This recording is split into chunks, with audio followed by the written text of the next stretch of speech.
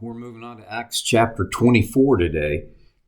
Paul is in Caesarea. He's under house arrest, but he's in Herod's palace, which, I don't want to be in house arrest anywhere, but that would have been a not too bad of a place to be in such a situation. But anyway, Acts 24, verse 1.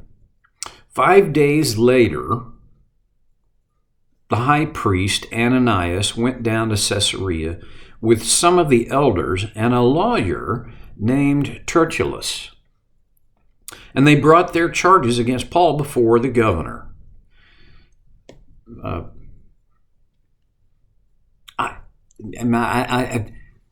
Okay. It's kind of like a Jeopardy question. He went down, but he was going north. You remember, anything when you leave Jerusalem, you're going down. The second thing that strikes me is that this was not a quick, short trip. And Ananias, the high priest, they had such a what's the word I would use? Animosity toward Paul. He had to go far out of his way, and he did. And he brought people with him, including a lawyer. Okay, verse 2. When Paul was called in, Tertullus presented his case before Felix. We have enjoyed a long period of peace under you, and your foresight has brought about reforms in this nation. Everywhere and in every way, most excellent Felix, we acknowledge this with profound gratitude. In other words, let me butter you up. Let me just open the gate here I'm going to fluff up your ego so that I want to get what I want from you, right? Tertullus was I think this indicates to me, he understood politics and he understood politicians' egos. Verse 4, but in order not to weary you further, in other words, I want to just get this over with. I would request that you be kind enough to hear us briefly. Well, duh. That's why this whole thing had happened. All right, verse 5.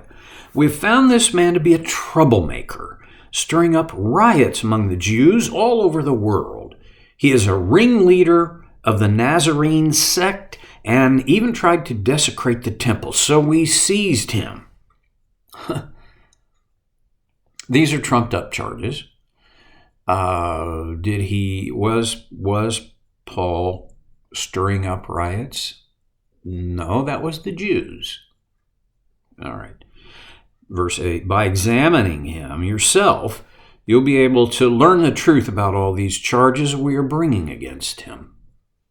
The other Jews joined in the accusation, asserting that these things were true. Well, of course. Ananias only brought yes men, right? Okay. He had his own cheer section. Verse 10, when the governor motioned for him to speak, Paul replied, and to me this is kind of interesting. It's again, if I tend to make movies in my mind, and to me it's a little interesting that Felix didn't use words, he just nodded or whatever with a gesture. Okay, Paul replied, I know that for a number of years you've been a judge over this nation, so I gladly make my defense. Well, Paul's not stupid. He's kind of buttering him up too. Verse 11, you can easily verify that no more than 12 days ago I went up to Jerusalem to worship. My accusers did not find me arguing with anyone at the temple or stirring up a crowd in the synagogues or anywhere else in the city. and they cannot prove to you the charges they are now making against me. However, I admit that I worship the God of our ancestors as a follower of the way, which they call a sect. I believe everything that is in accordance with the law and that is written in the prophets, and I have the same hope in God as these men themselves have, that there will be a resurrection of both the righteous and the wicked. So I strive always to keep my conscience clear before God and man. I'm reading this and thinking, Paul was a preacher.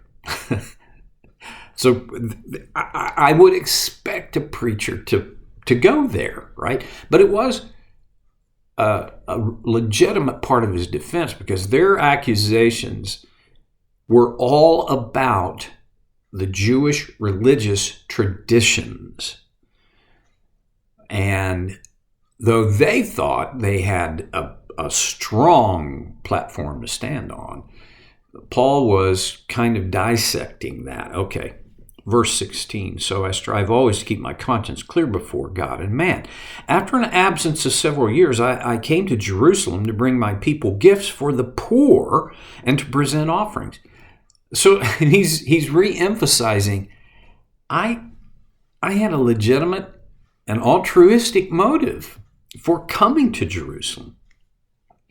Verse 18, I was ceremonially clean when they found me in the temple courts doing this. That, to a Gentile, didn't mean anything, but anybody who knew about Jewish law and tradition understood what Paul was saying is, I had followed the prescription of the law. There was no crowd with me, nor was I involved in any disturbance. But there are some Jews from the province of Asia who ought to be here before you and bring charges if they have anything against me. Or these who are here should state what crime they found in me when I stood before the Sanhedrin. Unless it was this one thing I shouted as I stood in their presence, it is concerning the resurrection of the dead that I am on trial before you today. Essentially what Paul was saying is, this is a sham. There is nothing that these guys are saying that fits with, that is a crime. And oh, by the way, their version of the event is not my version at all. Verse 22, then Felix, who was well acquainted with the way, in other words, he understood, well, I don't know how much, but he was well acquainted with the church, with Christians and Christianity in that time. Well, he adjourned the proceedings. And he goes on and he says, when Lysias the commander comes, he said, I will order the centurion to keep Paul under guard, but to give him some freedom and permit his friends to take care of his needs. All right, that's essentially, what he was saying is, we're not gonna. There's no punishment here. I'll hold on to him as a prisoner, but his friends can take care of him. That's an interesting thing about prison. It hasn't been that long ago that when a person went to prison. Well, it's been hundreds of years, but when a person went to prison, the prison didn't provide them with anything. It was the family and friends of the prisoner who had to provide, and there was all kinds of issues with that because most of the time you had to just drop off the food, clothing, whatever, and trust that the guards and those running the prison would get them to your friend, which sometimes happened, but often didn't. Well, anyway, okay. This was a somewhat benevolent response. Verse 24, several days later, Felix came with his wife Drusilla, who was Jewish. Felix and Drusilla, all I would say it's very nearly a biracial marriage, because Drusilla was Jewish. Felix, from all indications, was Roman. He sent for Paul and listened to him as he spoke about faith in Christ Jesus. Why? I wonder why. Because he wasn't listening to Paul's defense. He was listening to Paul as he spoke about faith in Christ Jesus. Paul didn't consider himself a great public speaker.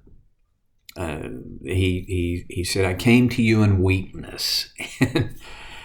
And yet, at least two things. The message, what he was saying was so intriguing, and I don't know, it created such curiosity. And I think the way in which he spoke also, there was an attraction. Okay, verse 25. As Paul talked about righteousness, self-control, and the judgment to come, Felix was afraid. Well, you know, the message that Jesus came, lived, taught, died, rose from the dead to reconnect us with God.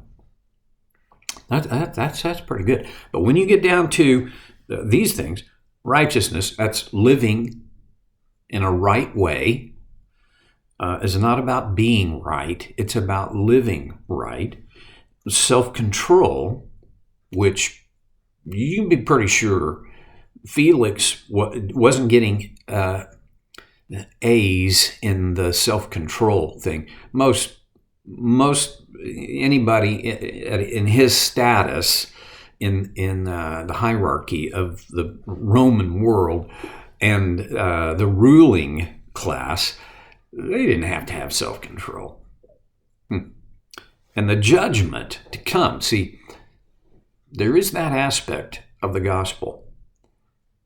Judgment is coming. Well, that scared him. And this is what he said. That's enough for now. You may leave.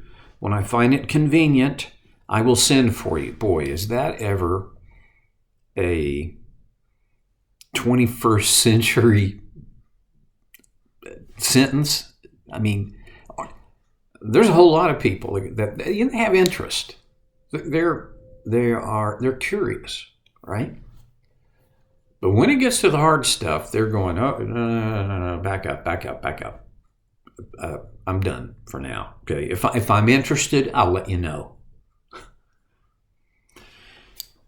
Verse 26. At the same time, he was hoping that Paul would offer him a bribe, so he sent for him frequently and talked with him. Felix was not this sincere seeker. Well, yeah, he was sincerely seeking a bribe. Now, look at verse 27. When 2 years had passed, that's 2 years. I talked a little bit about the issue of waiting and patience. 2 years. 2 years of house arrest. Felix was succeeded by Porcius Festus. But because Felix wanted to grant a favor to the Jews, he left Paul in prison. When I think about Paul in this situation, how would he not have been pretty discouraged, maybe dismayed? If it had been me, not only would I have been discouraged and dismayed, I'd been angry. I don't really see that in Paul. I'm probably going to say a little more about that next time when we get together on So Care with Stevie Boy.